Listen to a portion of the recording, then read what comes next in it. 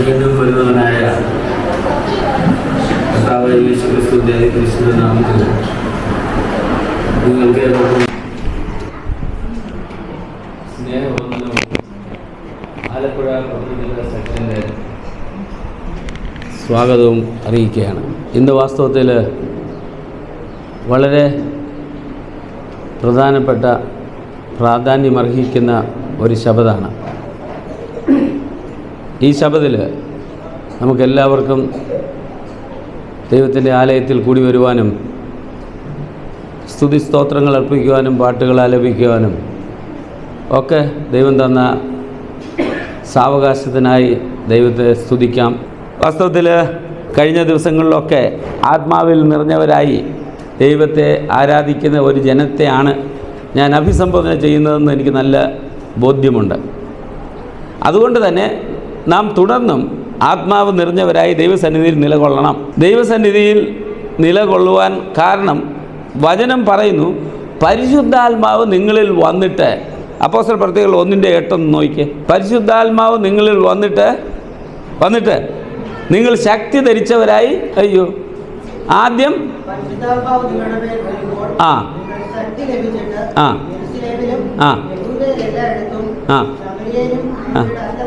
അതാ നിങ്ങൾ ശക്തി ധരിച്ചവരായി ആദ്യം യഹൂദയിലും സമരിയയിലും പിന്നെ ഭൂമിയുടെ അറ്റത്തോളം സാക്ഷികളാകും. അതാണ് നമ്മുടെ ദൗത്യം. സ്തോത്രം പറയാമോ? സ്തോത്രം. അതാണ് നമ്മുടെ ദൗത്യം. ഭൂമിയുടെ അറ്റത്തോളം നാം സാക്ഷികളാകണം. അപ്പോൾ കർത്താവ് വരും. ഇതാണ് നമ്മുടെ ദൗത്യം.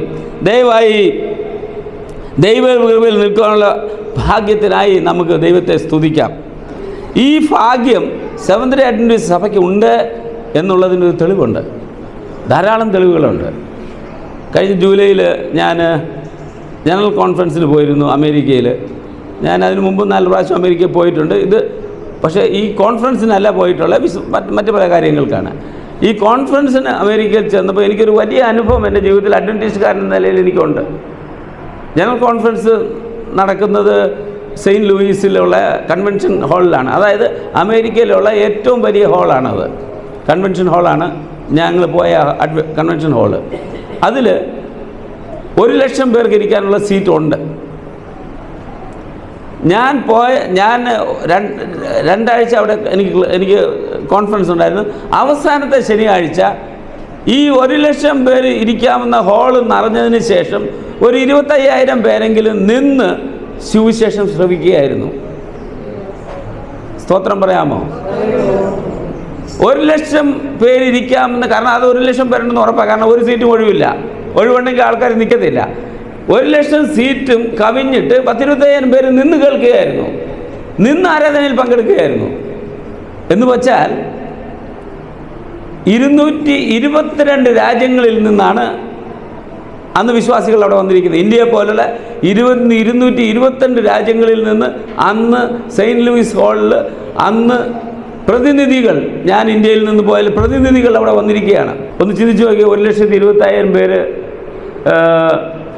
ഒരുമിച്ച് സൂട്ട് ധരിച്ച് ഇറങ്ങി വരുന്നതൊന്ന് ആലോചിച്ച് നോക്കിയേ. നമുക്ക് 5,000 പേരുണ്ടെങ്കിൽ ഭയങ്കര ജനക്കൂട്ടമാണ്. 1,25,000 പേര്, വിവിധ ഭാഷക്കാർ, സായിപ്പന്മാരും അല്ലാത്തവരും വിവിധ ഭാഷക്കാർ. ആ സെയിൻറ്റ് ലൂയിസ് പട്ടണം മുഴുവൻ നിറഞ്ഞു അഡ്വന്റിസ്റ്റുകാരെ കൊണ്ട്. അത് അഡ്വന്റിസ്റ്റുകാർ മൊത്തമല്ല, വെറും പ്രതിനിധികൾ. ഇവിടുന്ന് പോയത് 8 പേരാണ്, കേരളത്തിൽ നിന്ന് പോയത്. അതുപോലെ വെറും പ്രതിനിധികൾ മാത്രം കേരള യൂണിയനിൽ നിന്ന് പോയത് 8 പേരാണ്. അതുപോലെ വെറും പ്രതിനിധികൾ മാത്രം. അപ്പോൾ ആ സഭയുടെ വലിപ്പം നിങ്ങൾക്ക് ആലോചിക്കാം. ഞാൻ കണ്ടതാണ്, ഞാൻ അനുഭവിച്ചതാണ്, അതാണ് ഞാൻ നിങ്ങളോട് പറയുന്നത്. അപ്പോൾ സഭയുടെ വലിപ്പം നിങ്ങൾക്ക് അറിയാം. ഇന്ന് നമ്മുടെ വളരെ സവിശേഷമായ ചിന്തയ്ക്ക് വിശുദ്ധ പൗലോസ് കൊരിന്ത്യർക്ക് എഴുതിയ 1-ാം ലേഖനം 15-ാം അധ്യായം 3 മുതൽ 4 വരെയുള്ള വാക്യങ്ങൾ നമുക്ക് വായിക്കാം. വിശുദ്ധ പൗലോസ് കൊരിന്ത്യർക്ക് എഴുതിയ 1-ാം ലേഖനം 15-ാം അധ്യായം 3 മുതൽ 4 വരെ കിട്ടിയവർക്ക് വായിക്കാം.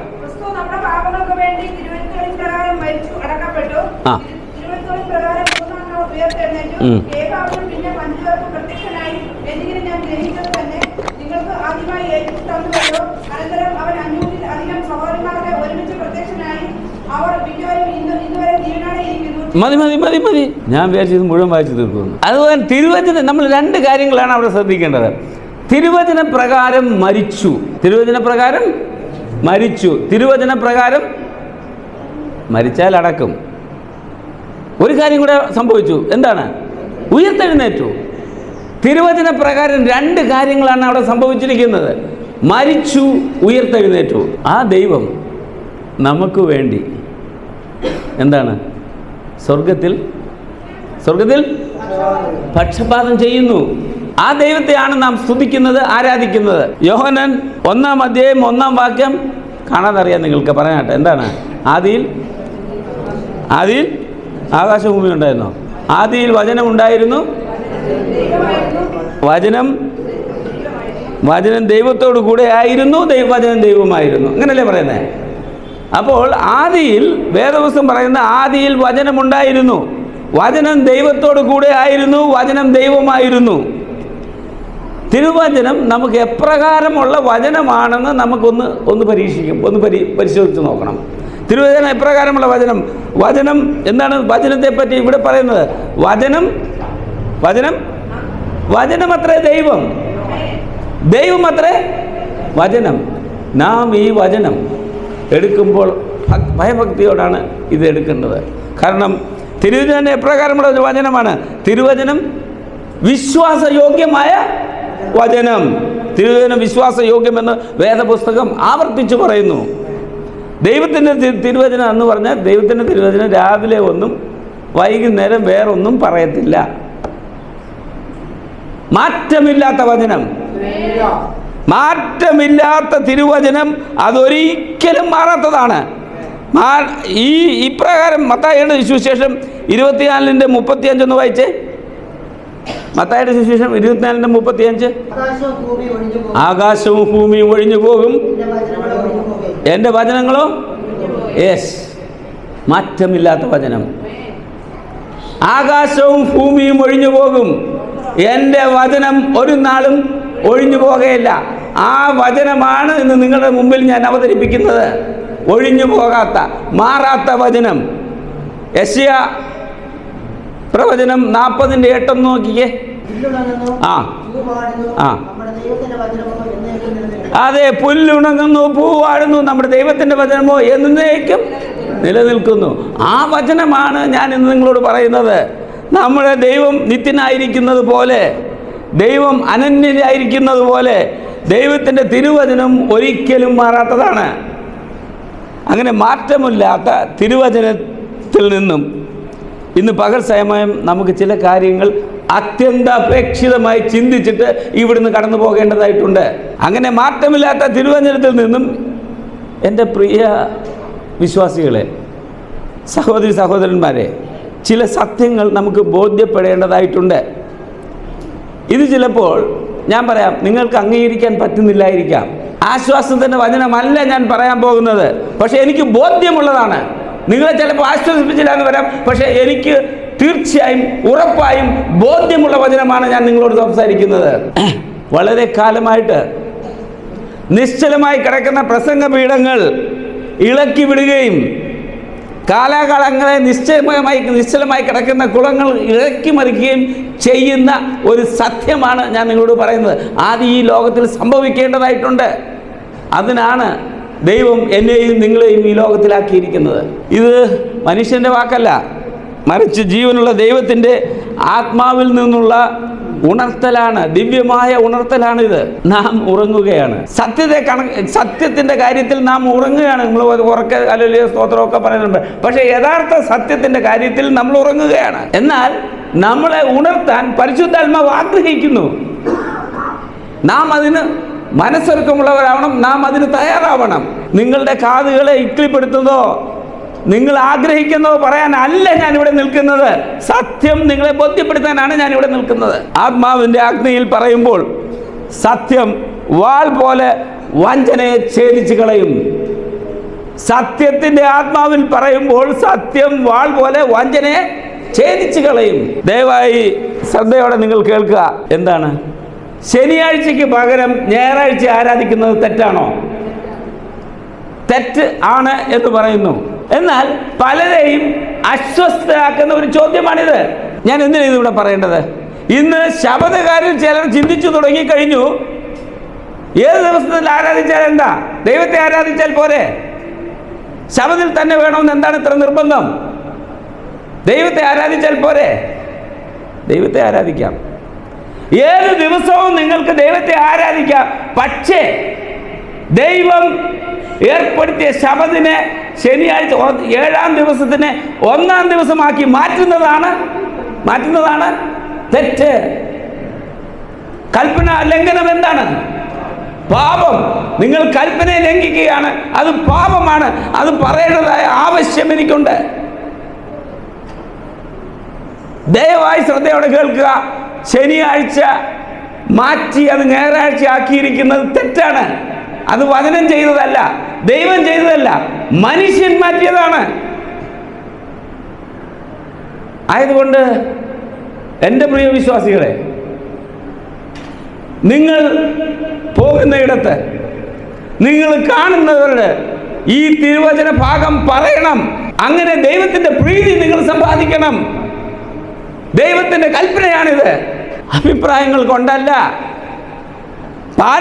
പാരമ്പര്യങ്ങൾ കൊണ്ടല്ല, തിരുവെഴുത്ത് കൊണ്ട് നിങ്ങളത് തെളിയിക്കണം.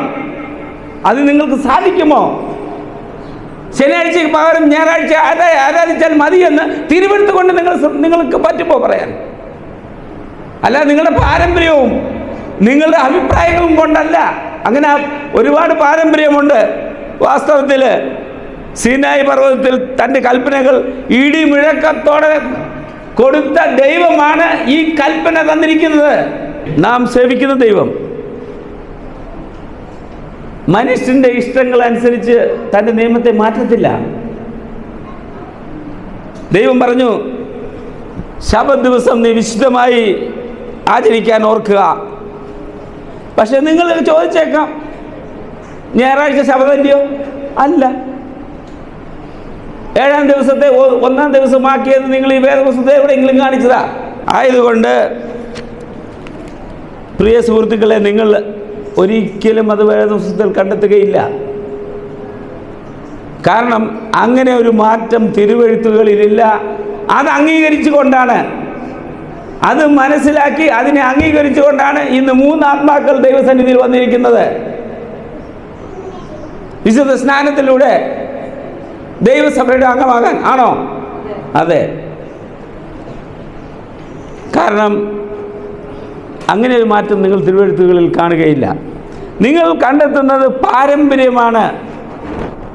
മതപരമായ വസ്ത്രങ്ങൾ ധരിച്ചുകൊണ്ട് ശനിയാഴ്ചയ്ക്ക് പകരം ഞായറാഴ്ച ആചരിക്കുന്ന പകരക്കാരെ ആണ് നിങ്ങൾ കണ്ടെത്തുന്നത്. ഒരു കുപ്പായം, അച്ഛൻ്റെ കുപ്പായം, ഒരു കന്യാസ്ത്രീയുടെ ഡ്രസ്സ് ധരിച്ചാൽ നിങ്ങൾ വെറും പാരമ്പര്യത്തിൽ മാത്രം നിലകൊള്ളുന്നവരാണ്. എനിക്കും പാരമ്പര്യമുണ്ട്.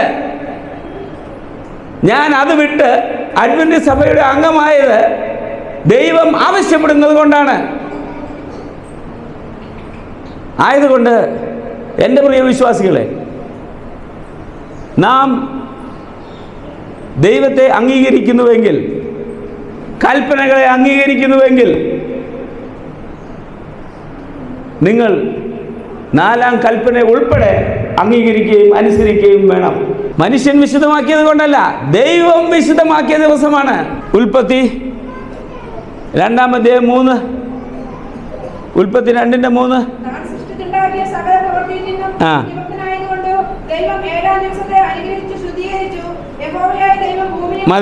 മതി. ദൈവം 7-ാം ദിവസത്തെ അനുഗ്രഹിച്ച് ശുദ്ധീകരിച്ചു. ആ 7-ാം ദിവസത്തിലാണ് നാം ഇന്നിവിടെ ആയിരിക്കുന്നത്. 1-ാം ദിവസത്തിൽ പോകുന്നവർ നാളെ പോകും.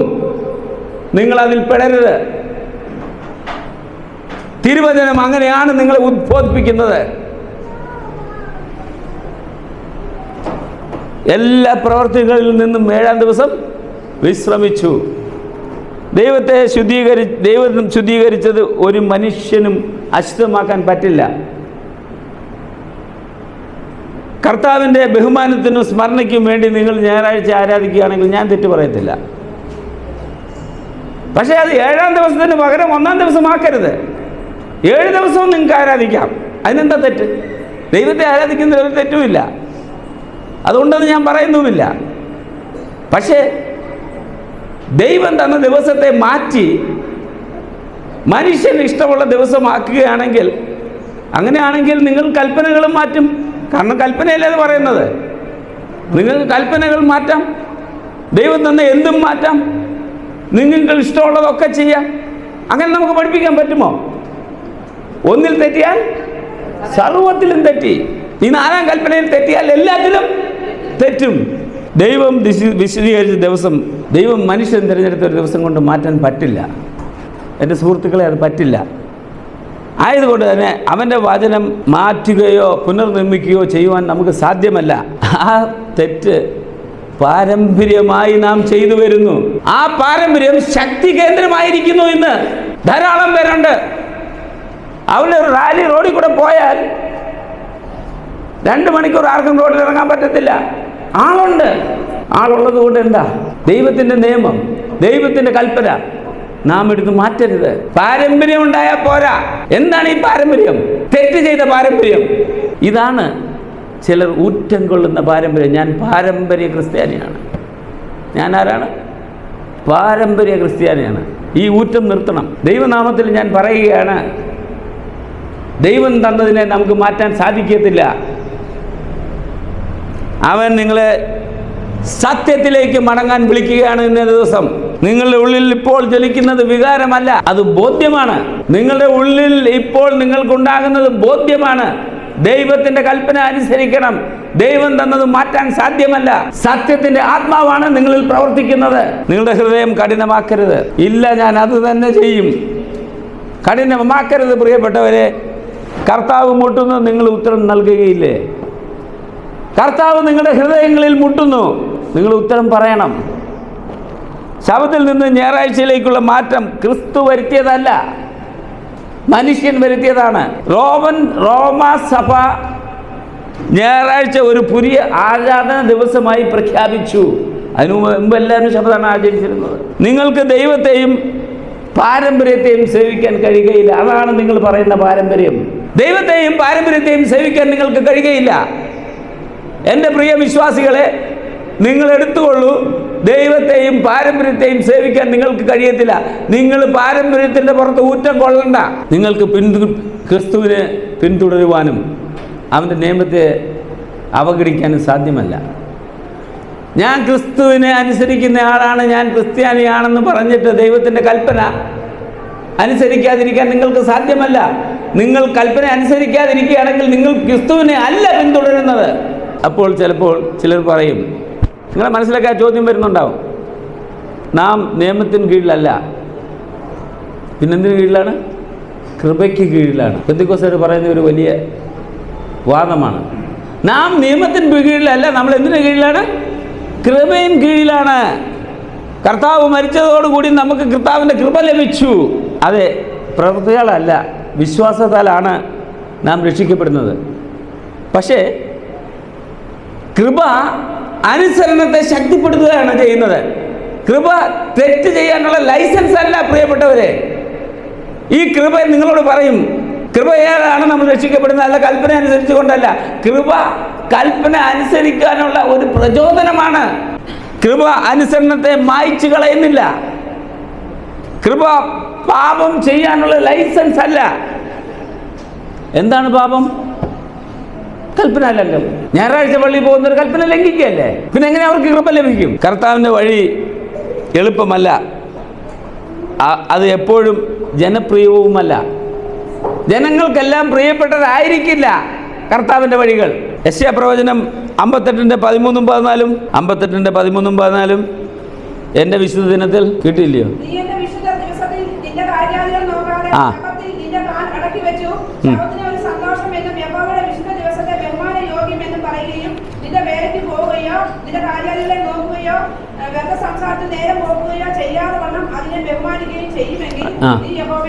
മതി. ഞാൻ എടുത്തു പറയേണ്ട കാര്യമില്ല. സഹോദരി വായിച്ചത് വളരെ ഉച്ചത്തിലാണ്, നല്ലതായിട്ട് എല്ലാവരും കേട്ട് കഴിഞ്ഞു. ഞാൻ ഇനി അത് പറയേണ്ട ആവശ്യമില്ല.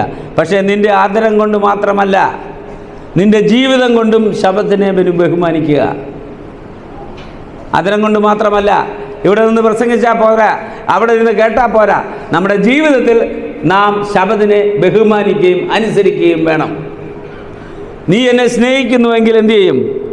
എൻ്റെ കൽപ്പനകളെ പ്രമാണിക്കും. അതെ, നീ എന്നെ സ്നേഹിക്കുന്നുവെങ്കിൽ എൻ്റെ കൽപ്പനകളെ പാലിക്കുക എന്ന് യേശു പറഞ്ഞു. 4-ാമത്തെ കൽപ്പന ഉൾപ്പെടെയുള്ള എല്ലാ കൽപ്പനകളും നാം എന്ത് ചെയ്യണം? പാലിക്കണം. അത് എല്ലായ്പ്പോഴും ആവശ്യമാണ്. സുഖകരമായിരിക്കത്തില്ല, ജനക്കൂട്ടം ഉണ്ടാവത്തില്ല. അല്ലെങ്കിൽ ലോകത്തിൻ്റെ വഴിയല്ല അത്. ലോകത്തിൻ്റെ വഴിയിൽ എപ്പോഴും ജനം ഉണ്ടാവും. ആയതുകൊണ്ട് ഇന്നത്തെ പ്രശ്നം പാരമ്പര്യം എന്ന വാക്കുകൊണ്ട് വിശുദ്ധിക്ക് പകരം പ്രചാരം നേടിയെന്നാണ്. വിശുദ്ധിയല്ല വേണ്ടത്, പാരമ്പര്യമാണ് വേണ്ടത്. നമ്മൾ അനുസരിക്കാത്ത ഒരു ദൈവത്തെ, ഒന്ന് ശ്രദ്ധിക്കണം, നമ്മൾ അനുസരിക്കാത്ത ദൈവത്തെ ആരാധിക്കുന്നു. എന്താ ഇത്? വിരോധാഭാസം. നാം അനുസരിക്കാത്ത ദൈവത്തെ ആരാധിക്കുന്നു. എന്ത് വിരോധാഭാസമാണിത്? ദൈവം വേർതിരിച്ച ദിവസത്തെ വിട്ട് മനുഷ്യൻ സ്ഥാപിച്ച ദിവസം നാം ആരാധിക്കുന്നു. ഞാൻ നിങ്ങളോട് ചോദിക്കട്ടെ, നിങ്ങൾ മനുഷ്യനെ പ്രീതിപ്പെടുത്താനാണോ അതോ ദൈവത്തെ സ്തുതിക്കാനാണോ ലോകത്തിലായിരിക്കുന്നത്? ദൈവത്തെ സ്തുതിക്കാൻ. എങ്കിൽ ദൈവത്തിൻ്റെ കൽപ്പനകളെ അനുസരിക്കണം. ക്രൂശിക്കപ്പെട്ടവനായ ക്രിസ്തുവിനെ പ്രസംഗിച്ചപ്പോൾ അപ്പോസ്തലന്മാർക്ക് എന്താ പറ്റിയത്? അവരെ അടിച്ചു, കാരാഗൃഹത്തിൽ അടച്ചു, ഇതൊക്കെ ഉണ്ടായി. എന്നിട്ടും അവർ പിന്മാറിയില്ല. ആമേൻ പറയാമോ? ആമേൻ. എന്നിട്ടും അവർ പിന്മാറിയില്ല. അവർ സത്യത്തിനു വേണ്ടി നിലകൊണ്ടു. അത് ഉദാഹരണമാക്കി ഇന്നത്തെ അപ്പോസ്തലന്മാരായ നമ്മൾ ഓരോരുത്തരും എന്ത് ചെയ്യണം? സത്യത്തിനു വേണ്ടി നിലകൊള്ളണം. നിങ്ങൾ ഏത് ദിവസമാണ് പള്ളിയിൽ പോകുന്നതെന്നല്ല, നിങ്ങളുടെ ജീവിതത്തിൽ ആർക്കാണ് അധികാരം? ദൈവത്തിനാണ് അധികാരമെങ്കിൽ ദൈവകൽപ്പന നിങ്ങൾ പാലിക്കും, അനുസരിക്കും. നിങ്ങൾ ദൈവത്തിന് കീഴടങ്ങുമോ അതോ മനുഷ്യരുടെ പാരമ്പര്യവും പൊങ്ങച്ചവുമായി മുന്നോട്ട് പോകുമോ? ദൈവത്തിന് കീഴടങ്ങണം. നിങ്ങളുടെ പാട്ടുകളിൽ, നമ്മുടെ പാട്ടിലും പ്രാർത്ഥനയിലും പോരാ, നമ്മുടെ ജീവിതത്തിൽ നാം ദൈവത്തിന് കീഴടങ്ങണം. നിങ്ങൾ സ്വർഗവുമായി യോജിക്കുമ്പോൾ നരകം ശ്രദ്ധിക്കുന്നു, സാത്താൻ വിഷമിക്കുന്നു. അനുസരണ ആരാധനയുടെ ഏറ്റവും ഉന്നതമായ രൂപമാണ്. ആമേൻ. അനുസരണം ആരാധനയുടെ ഉന്നതമായ രൂപമാണ്. ആ രൂപം നമ്മൾക്ക് ഉണ്ടാകണം. ഈ സന്ദേശം ഒരു തിരുത്തൽ മാത്രമല്ല, ഒരു ക്ഷണമാണ്. നിങ്ങളെ ക്ഷണിക്കുകയാണ്. ദൈവം നിങ്ങളെ തിരികെ വിളിക്കുന്നു. നിയമങ്ങളിലേക്കല്ല, മതത്തിലേക്കല്ല, മറിച്ച് തൻ്റെ രൂപകൽപ്പനയിലേക്കുള്ള വിളിയാണ് ദൈവം നൽകുന്നത്. നാം ഭാഗിക സത്യത്തിൽ സംതൃപ്തരാകുന്നത് അത് പോരാ. അതുകൊണ്ടാണ് നാം ഭാഗികമായി അനുസരിക്കുന്നത്. ദൈവം ഭാഗികമായി ആരെയും അനുഗ്രഹിക്കുന്നില്ല. ദൈവത്തിൻ്റെ അനുഗ്രഹം ലഭിക്കണമെങ്കിൽ അവൻ്റെ കൽപ്പനകളെ പ്രമാണിക്കണം. നീ എവിടെ നയിച്ചാലും ഞാൻ പോകും, നീ എന്ത് കൽപ്പിച്ചാലും ഞാൻ ചെയ്യും, അനുസരിക്കും. വിട്ടുവീഴ്ചയില്ലാത്ത ഒരു സഭയാണ്. അങ്ങനെ വിട്ടുവീഴ്ചയില്ലാത്ത ഒരു സഭയാണ് സെവന്ത് ഡേ അഡ്വന്റിസ്റ്റ് സഭ. മറ്റുള്ള സഭകൾക്ക് ഞായറാഴ്ച ആചരിക്കുമ്പോൾ വ്യത്യസ്തമായി നിൽക്കുവാൻ തൻ്റെ ഇടം കാണിക്കുന്ന ഒരു സഭയാണ് സെവന്ത് ഡേ അഡ്വന്റിസ്റ്റ് സഭ. സെവന്ത് ഡേ അഡ്വന്റിസ്റ്റ് സഭ ശനിയാഴ്ച ആരാധിക്കുന്നത് ദൈവത്തിൻ്റെ കൽപ്പന പ്രകാരമാണ്. ഞായറാഴ്ച ആചരിക്കുമ്പോൾ ഞങ്ങൾ മറ്റുള്ള ഞായറാഴ്ച ആചരിക്കുമ്പോൾ നമ്മൾ ശനിയാഴ്ച ആചരിക്കുന്നു. ദൈവവചനത്തെ, ദൈവകൽപ്പനയെ മാനിക്കുന്ന ഒരു സഭ. ആ സഭയിലാണ് പ്രിയപ്പെട്ട വിശ്വാസികളെ നിങ്ങൾ ഇന്ന് അംഗങ്ങളാകുന്നത്. ഒരു കൽപ്പന മാറ്റി എഴുതാൻ മനുഷ്യനെ അനുവദിച്ചാൽ മറ്റുള്ളവയൊക്കെ മാറ്റി എഴുതാമല്ലോ. ഒന്നായിട്ട് എന്തിനാ ചെയ്യുന്നത്? എല്ലാം ചെയ്യാമല്ലോ. ആയതുകൊണ്ട് തന്നെ നാം വ്യത്യസ്തരായിരിക്കണം. നിങ്ങൾ ഏത് ദിവസമാണ് പള്ളിയിൽ പോകുന്നതിനെ കുറിച്ചല്ല, നിങ്ങളുടെ മേൽ ആർക്കാണ് അധികാരം? ഇതാണ്, ആർക്കാണ് അധികാരമുള്ളത്? നിങ്ങളുടെ ജീവിതത്തിൽ നിങ്ങൾ ദൈവവചനത്തിന് കീഴടങ്ങുമോ അതോ മനുഷ്യൻ്റെ പാരമ്പര്യത്തിന് കീഴടങ്ങുമോ? ഇതാണ് നമുക്കറിയേണ്ടത്. ദൈവം 6 ദിവസം അധ്വാനിച്ച് 7-ാം ദിവസം വിശ്രമിച്ചു. ക്ഷീണിതനായത് കൊണ്ടല്ല, 6 ദിവസം അധ്വാനിച്ച ക്ഷീണം കൊണ്ടല്ല യേശുക്രിസ്തു എന്ത് ചെയ്തത്? വിശ്രമിച്ചത്. പിന്നെ എന്തിന് ആ വിശ്രമിച്ചത്? ക്ഷീണിച്ചത് കൊണ്ടല്ല, മറിച്ച് ദിവ്യമായ ഒരു ക്രമം സ്ഥാപിച്ചുകൊണ്ടാണ് വിശ്രമിച്ചത്. ദിവ്യമായ ക്രമം. ആ ക്രമം ഇന്ന് നാം പാലിക്കണം. നമുക്കതുകൊണ്ട് നിങ്ങൾ അത് പിന്തുടരുമ്പോൾ ദിവ്യമായ അനുഗ്രഹത്തിലേക്ക് നിങ്ങൾ പ്രവേശിക്കുകയാണ്. ദൈവത്തിൻ്റെ അനുഗ്രഹം നിങ്ങൾക്ക് ലഭിക്കും. നമുക്ക് മടങ്ങാം, നമുക്ക് അനുദപിക്കാം. തലമുറകളുടെ വിട്ടുവീഴ്ച, തലമുറകളെ ഒക്കെ വിട്ട് നമുക്ക് ബലിപീഠത്തിൽ നമ്മെ പുനർസമർപ്പിക്കാം. സങ്കീർത്തനങ്ങൾ 51:5 വായിക്കണം. പെട്ടെന്ന് വേണേ, ഞാൻ നിർത്തിയേക്കാം പെട്ടെന്ന്.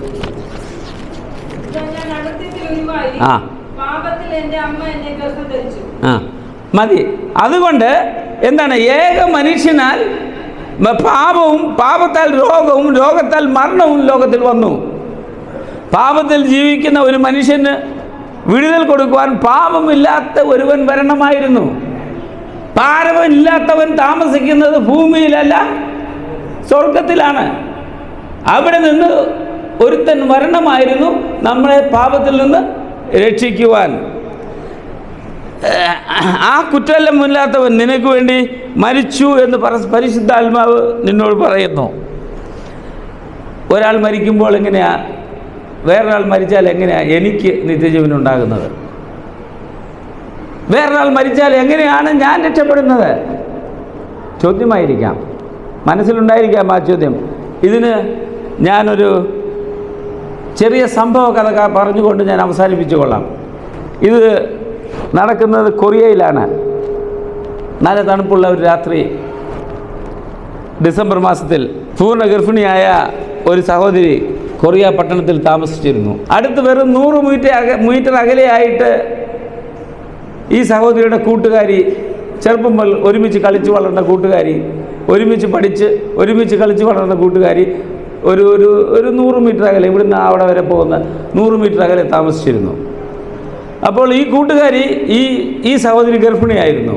അപ്പോൾ ഈ കൂട്ടുകാരി പറഞ്ഞു, നിൻ്റെ ഭർത്താവ് ഇവിടെ ഇല്ലല്ലോ, നിനക്ക് എന്തെങ്കിലും ശരീരത്തിന് അസ്വസ്ഥത തോന്നിയാൽ, അല്ലെങ്കിൽ നിനക്ക് വേദന വന്നാൽ, ഗർഭവേദന, പ്രസവവേദന വന്നാൽ, ഞാൻ വെറും ഇവിടെയല്ലേ, അടുത്താണല്ലോ, നീ അവിടെ വരെ ഒന്ന് നടന്നു വന്ന് ഞാൻ നിന്നെ ആശുപത്രിയിൽ കൊണ്ടുപോയി നിന്നെ ശുശ്രൂഷിച്ചോളാം.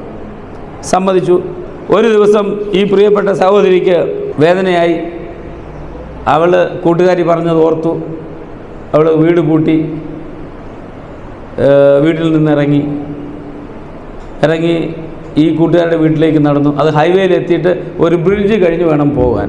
അത് ഹൈവേയിലെത്തി ക്രോസ് ചെയ്തു. ആ ബ്രിഡ്ജിൻ്റെ അടിയിലെത്തിയപ്പോൾ അവൾക്ക് വേദന ഒട്ടും സഹിക്കുന്നില്ല. ഭയങ്കര വേദന, ഒട്ടും സഹിക്കാത്ത വേദന. അവൾ അവിടെ ഇരുന്നു. വേദന കൊണ്ട് ഒട്ടും സഹിക്കുന്നില്ല. അവൾ ആ രാത്രിയിൽ ഒരു നല്ല ഓമനത്തമുള്ള ഒരു ആൺകുഞ്ഞിന് പ്രസവം നൽകി. വേറെ ആരുമില്ല, ആരുടെയും പരിചരണമില്ലാതെ, ഇതൊക്കെ കിട്ടണ്ടേ, ആരുടെയും പരിചരണമില്ലാതെ ഈ സഹോദരി ഒരു കുഞ്ഞിന് ജന്മം നൽകി. നോക്കിയപ്പോൾ നല്ല തണുപ്പ്, കൊറിയ ഡിസംബർ മാസം, നല്ല തണുപ്പ്. ഈ കുഞ്ഞ് തണുപ്പ് കൊണ്ട് മരിച്ചു പോകും. അവൾ പുതച്ചിട്ട് ഷോൾ എടുത്ത് കുഞ്ഞിനെ പുതപ്പിച്ചു. നോക്കിയപ്പോൾ ഈ ഷോൾ കൊണ്ടൊന്നും എൻ്റെ കുഞ്ഞിൻ്റെ തണുപ്പ്, പിഞ്ചു കുഞ്ഞാണ്, കുഞ്ഞിൻ്റെ തണുപ്പ് പോകത്തില്ല. അവൾ അടുത്ത ഒരു സ്വെറ്റർ എടുത്ത് പുതപ്പിച്ചു. ഇതൊന്നും പോരാ, അവളുടെ ശരീരത്തുള്ള അവസാന വസ്ത്രം വരെ ഊരി ആ കുഞ്ഞിനെ പൊതിഞ്ഞ് നല്ല ഭദ്രമായി വെച്ചു. അവളും അവിടെ കിടന്ന് അവിടെ മരിച്ചുപോയി. ആര് മരിച്ചുപോയി? അമ്മ മരിച്ചുപോയി. കുഞ്ഞ് ജീവനോടെയുണ്ട്. നേരം വെളുത്തു. തൻ്റെ കൂട്ടുകാരി വീട്ടിൽ നിന്ന് നേരം വെളുത്ത് പുറത്തേക്ക് ഇറങ്ങിയപ്പോൾ ഒരു നവജാത ശിശുവിൻ്റെ, ഒരു പിഞ്ചു കുഞ്ഞിൻ്റെ ശബ്ദം കേട്ടു. അവൾ ഓടിച്ചെന്ന് ആരാന്ന് വിചാരിച്ച് ഓടിച്ചെന്ന് നോക്കിയപ്പോൾ അവളുടെ കൂട്ടുകാരി പൂർണ്ണ നഗ്നയായി മരിച്ചു കിടക്കുകയാണ്. അവൾ നല്ല ഓമനത്വമുള്ള ഒരു ആൺകുഞ്ഞിന് ജന്മം നൽകി. അവൾ ആ ശരീരം മറവ് ചെയ്തിട്ട് ഈ കുഞ്ഞിനെ എടുത്ത് അവളുടെ കുഞ്ഞെന്നും പറഞ്ഞ് വളർത്തി. കുഞ്ഞ് അവളെ നോക്കി മമ്മി എന്ന് വിളിച്ചു. 12 വയസ്സായി. 12ാം ബർത്ത്ഡേക്ക് അവളെ പിടിച്ചടുത്ത് നിർത്തിയിട്ട് പറഞ്ഞു, മോളെ ഞാൻ നിനക്കൊരു കഥ പറഞ്ഞു തരാം. ആ മമ്മി. മോൾക്ക് ഈ കഥ മമ്മി പറഞ്ഞു കൊടുത്തു. മമ്മി പറഞ്ഞു കൊടുത്തിട്ട് പറഞ്ഞു, ആ കുഞ്ഞ്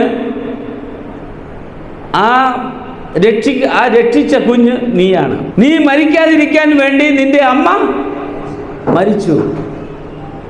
നീ മരിക്കാതിരിക്കാൻ വേണ്ടി നിന്റെ അമ്മ മരിച്ചു. നിന്റെ അമ്മ മരിച്ചത് കൊണ്ടാണ് നീ ഇന്ന് ജീവനോടെ ഇരിക്കുന്നത്. ആ കുഞ്ഞ് കരഞ്ഞു. ഇങ്ങനെയും സ്നേഹിക്കുന്ന ഒരു അമ്മയുണ്ടോ? 12 വയസ്സായപ്പോൾ കുട്ടിക്ക് അറിവായി. ഇങ്ങനെയും സ്നേഹിക്കുന്ന ഒരു അമ്മയുണ്ടോ? അതേ പ്രിയം വിശ്വാസികളെ, 2000 വർഷങ്ങൾക്ക് മുമ്പ് ആ നല്ല വെള്ളിയാഴ്ച ദിവസം യേശു ക്രിസ്തു എനിക്കും നിങ്ങൾക്കും വേണ്ടി ക്രൂശിതനായി മരിച്ചു. എനിക്കും നിങ്ങൾക്കും പകരം, ഞാൻ ആദ്യം പറഞ്ഞ പകരക്കാരൻ, എനിക്കും നിങ്ങൾക്കും വേണ്ടി പകരക്കാരനായി ആ ക്രിസ്തു നമുക്ക് വേണ്ടി മരിച്ചു. ആരും അവനെ കൊന്നതല്ല. ആളുകൾ പറയുന്ന പോലെ ആർക്കും അവനെ കൊല്ലാൻ സാധിക്കത്തില്ല. നിങ്ങളുടെ ഒരു കൂട്ടായ്മയ്ക്കും നിങ്ങൾക്ക് ഒന്നിനും ദൈവത്തെ കൊല്ലാൻ സാധിക്കില്ല. ഒരു കാര്യങ്ങൾക്കും ദൈവത്തെ കൊല്ലാൻ സാധിക്കത്തില്ല. യേശു നിനക്ക് വേണ്ടി മരിച്ചതത്രേ. യേശു ഇന്ന് നിന്റെ പാപം നിന്നിൽ നിന്ന് മാറിപ്പോകാൻ, രഹസ്യവും പരസ്യവുമായ പാപം ഇല്ലായ്മ ചെയ്യുവാൻ, അതിനുവേണ്ടി അത്രേ കർത്താവ് നമുക്ക് വേണ്ടി മരിച്ചത്. ഇന്ന് ആര് വിശ്വസിക്കുന്നുവോ, ഇന്നത് ആര് വിശ്വസിക്കുന്നുവോ, ആര് പാപം ഏറ്റുപറയുന്നുവോ, അവന് യേശുവിൻ്റെ മകനായി തീരുവാൻ സാധിക്കും. Hallelujah, hallelujah. അവന് ദൈവത്തിൻ്റെ മകനായി തീരുവാൻ സാധിക്കും. നീ വിശ്വസിച്ച് ദൈവത്തിൽ ഏറ്റുപറഞ്ഞ് അവൻ്റെ മകനായി തീരുന്നത് ഒരു വലിയ ഭാഗ്യമാണ്. ഇന്ന് ദൈവത്തിൻ്റെ ജനമേ, നിങ്ങൾക്ക് എന്നെ കേൾക്കണമേ. നിന്റെ അവസാനത്തെ പാപം വരെ മാറിപ്പോകുവാൻ നമ്മുടെ രക്ഷിതാവായ കർത്താവ് ഉയർത്തെഴുന്നേറ്റ് ജീവിക്കുന്നു. വേദപുസ്തകം പറയുന്നു, നാം രക്ഷിക്കപ്പെടുവാൻ ആകാശത്തിന് കീഴിൽ ഏക നാമമേ ഉള്ളൂ. എവിടെ ദൈവത്തിൻ്റെ വചനം അഭിഷേകത്തോടെ പ്രസംഗിക്കുന്നുവോ, എവിടെ ദൈവത്തിൻ്റെ വചനം നിങ്ങൾ അഭിഷേകത്തോടെ കേൾക്കുന്നുവോ, അവിടെ ദൈവത്തിൻ്റെ പ്രവൃത്തി ഉണ്ടാകും. ദൈവത്തിൻ്റെ പ്രവൃത്തി നമ്മുടെ ഇടയിൽ ഉണ്ടാകണമെങ്കിൽ നാം ദൈവത്തെ പൂർണ്ണമായി വിശ്വസിച്ച് അവൻ്റെ മുമ്പിൽ നാം വന്ന് കീഴ്പ്പെടണം. ദൈവത്തിൻ്റെ അടുത്തേക്ക് വരുവാൻ എന്തെങ്കിലും തടസ്സമുണ്ടെങ്കിൽ, നീ സ്നാനപ്പെട്ട് ദൈവസഭയോട് ചേരുവാൻ എന്തെങ്കിലും തടസ്സമുണ്ടെങ്കിൽ, പിശാചിൻ്റെ ശക്തികളെ അഴിപ്പാൻ തന്നെ ദൈവപുത്രൻ പ്രത്യക്ഷനായി. ഇന്ന് നമുക്കൊരു ദൈവം, നമ്മുടെ പ്രത്യാശയൊന്ന്, നമുക്കിടയിൽ വ്യാപരിക്കുന്ന ആത്മാവൊന്ന്. ദൈവം നമ്മുടെ ഒരുവൻ, ശത്രുവും ഒരുവൻ തന്നെ. ആരാണ് ശത്രു? സാത്താനാണ് നമ്മുടെ ശത്രു. നമ്മുടെ ദൈവം ഒരുവൻ. കാലസമ്പൂർണ്ണത വന്നപ്പോൾ സ്ത്രീയിൽ ജനിച്ചവനായി യേശു യോർദാൻ നദിയിലേക്ക് നടന്നു. അവിടെ യോർദാൻ നദിയിൽ മുങ്ങി, അതിൽ നിന്ന് പൊങ്ങി. എന്നിട്ട് യോർദാൻ നദിയിൽ മുങ്ങി പൊങ്ങി പിന്നെന്ത് ചെയ്തു? ആ നദിയിൽ നിന്ന് പൊങ്ങി പിന്നെ അവൻ സ്നാനപ്പെട്ട് കരകയറി. നസറേയനായ യേശു സ്നാനപ്പെട്ടപ്പോൾ പരിശുദ്ധാത്മാവ് എങ്ങനെ വന്നു? പ്രാവിൻ്റെ രൂപത്തിൽ വന്നു. ലോകം കണ്ടതിൽ വെച്ച് ഏറ്റവും അഭിഷിക്തനായ നസറേയനായ യേശു. ഇന്ന് സാത്താൻ നിന്നുണ്ടാക്കി വച്ചിരിക്കുന്ന എല്ലാ ബന്ധനങ്ങളും അഴിഞ്ഞു പോകട്ടെ. ഇവൻ എൻ്റെ പ്രിയപുത്രൻ, ഇവനിൽ ഞാൻ പ്രസാദിച്ചു. അപ്പോൾ ദൈവം പറഞ്ഞു കൊടുത്തു, നിനക്ക് എന്നെ തൊടാമെങ്കിൽ തൊട്ടോ, നീ തിന്നാമെങ്കിൽ തിന്നോ, കൊല്ലാമെങ്കിൽ കൊന്നോ, ഇവൻ എൻ്റെ പ്രിയപുത്രൻ, ഇവനിൽ ഞാൻ പ്രസാദിച്ചിരിക്കുന്നു. ഒരുവൻ സ്നാനപ്പെട്ട് കഴിയുമ്പോൾ അഭിഷേകത്തിൽ നിന്നാൽ സാക്ഷാൽ ലൂസിഫറിന് പോലും നിങ്ങളെ തൊടാൻ സാധിക്കത്തില്ല. എത്ര പേർക്ക് ഇന്ന് ദൈവത്തെ സ്തുതിക്കാൻ കഴിയും? രക്ഷിക്കപ്പെട്ട് അഭിഷേകം പ്രാപിച്ചു കഴിയുമ്പോൾ പിശാച് നിന്നെ അല്ല, നീയാണ് പിശാചിനെ ബന്ധിക്കുന്നത്. നീ പിശാചിനെ ബന്ധിക്കുന്ന, അഭിഷേകത്തിൽ നിറഞ്ഞിരിക്കുന്ന പൈതലാണെങ്കിൽ പിശാച് നിന്നെ അല്ല ഓടിക്കുന്നത്, നീയാണ് പിശാചിനെ ഓടിക്കുന്നത്. അതാണ് അഭിഷേകത്തിൽ നിറഞ്ഞ ഒരു വ്യക്തിക്ക് സാധിക്കുന്നത്. എത്ര പേർക്ക് ഇന്ന് അതിന് സ്തോത്രത്തോടെ ദൈവത്തോട് നന്ദി പറയാൻ സാധിക്കും. ഒരിക്കൽ കൂടി ശബ്ദം ഉയർത്തി നിങ്ങൾ ദൈവത്തിന് നന്ദി പറഞ്ഞാട്ടെ. ഹല്ലേലൂയ, സ്തോത്രം, സ്തോത്രം. ഈ കാരണം അവൻ്റെ തല തകർന്നതാണ്. നിങ്ങൾക്കെല്ലാവർക്കും സാത്താൻ്റെ തല തകർന്നതാണ്. നിങ്ങൾക്ക് വേണമെങ്കിൽ നിങ്ങൾ അടുത്തിരിക്കുന്ന സഹോദരിക്കോ സഹോദരൻ്റെ കൈ കൊടുത്ത് പറയാം, സാത്താൻ്റെ തല തകർന്നതാണ്, തല തകർന്നതാണ്. അതുകൊണ്ട് യേശുവിൻ്റെ ഉള്ളിലിരുന്നാൽ സാത്താൻ തൻ്റെ കാൽക്കീഴിലാണ് ഇരിക്കുന്നത്. എന്നെ നിങ്ങൾ കേൾക്കുമ്പോൾ നിങ്ങൾ വിശ്വസിക്കുന്നത് പോലും ദൈവത്തിൻ്റെ കരുണ, നിങ്ങൾ ശ്വസിക്കുന്നത് പോലും ദൈവത്തിൻ്റെ കരുണ മൂലമാണ്.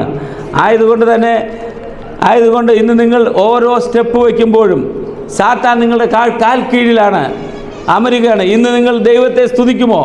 പരിശുദ്ധാത്മാവിൻ്റെ ശക്തി നിങ്ങളിൽ വ്യാപരിക്കുമ്പോൾ സാത്താൻ്റെ ശക്തി ഉടയുകയാണ്. ഹല്ലേലൂയ പറഞ്ഞാട്ട്, നന്ദി പറഞ്ഞാട്ട് ദൈവത്തിന് സ്തോത്രം. അവസാനമായി ഞാൻ ഒരു വാക്യം പറഞ്ഞ് ഞാൻ നിർത്തിക്കൊള്ളാം. റെവലേഷൻ, വെളിപാട് 3:8 നോക്കിയേ. I have placed before you an open door that no one can shut. I have placed before you an open door which no one can shut. എന്താണ് വായിച്ചാട്ടെ? ആ ആ മതി. ഞാൻ നിന്റെ മുമ്പിൽ ഒരു വാതിൽ തുറന്നു വെച്ചിരിക്കുന്നു, അത് ആർക്കും അടച്ചുകൂടാ. ഈ തുറന്ന വാതിൽ പ്രത്യാശയുടെ വാതിലാണ്, അനുഗ്രഹങ്ങളുടെ വാതിലാണ്, വാഗ്ദത്തങ്ങളുടെ വാതിലാണ്, അത്ഭുതങ്ങളുടെ വാതിലാണ്, ആരോഗ്യത്തിൻ്റെ വാതിലാണ്, വാഗ്ദത്തങ്ങളുടെ വാതിലാണ്. ഈ വാതിൽ നിങ്ങളുടെ മുമ്പിൽ കർത്താവ് തുറന്നു വെച്ചിരിക്കുകയാണ്, ഇത് ആർക്കും അടച്ചുകൂടാ. അങ്ങനെ സ്നാനപ്പെട്ട് ദൈവസഭയുടെ അംഗങ്ങളായി ഈ അനുഗ്രഹങ്ങളെ നിങ്ങൾ പ്രാപിപ്പീൻ. കർത്താവ് യേശു നമ്മുടെ ഇടയനും രക്ഷിതാവുമായിരിക്കുമ്പോൾ കർത്താവിൻ്റെ സാന്നിധ്യം നമ്മൾ അനുഭവപ്പെടും.